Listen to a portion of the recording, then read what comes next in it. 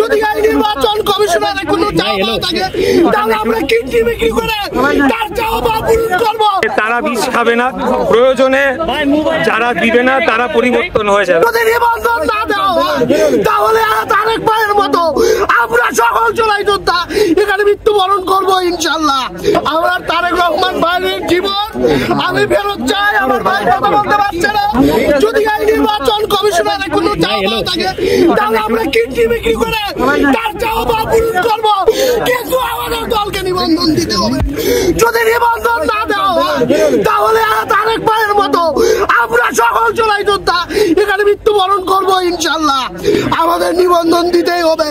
ইশাক ভাই এসেছে, আমরা চাই প্রত্যেকটি রাজনৈতিক দল, প্রত্যেকটি দল মত নির্বিশেষে সকলেই আছে সহমত জানিয়ে তারেক ভাইয়ের পাশে থাকুন।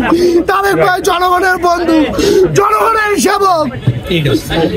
এটা অত্যন্ত অপরাধ যে তারেক রহমানের মতো নেতার সাথে এই ধরনের আচরণ করা হচ্ছে। আমি বলবো যে তারা বিষ খাবে না, প্রয়োজনে যারা দিবে না তারা পরিবর্তন হয়ে যাবে। বাংলাদেশ এখন সেই বাংলাদেশে চলছে।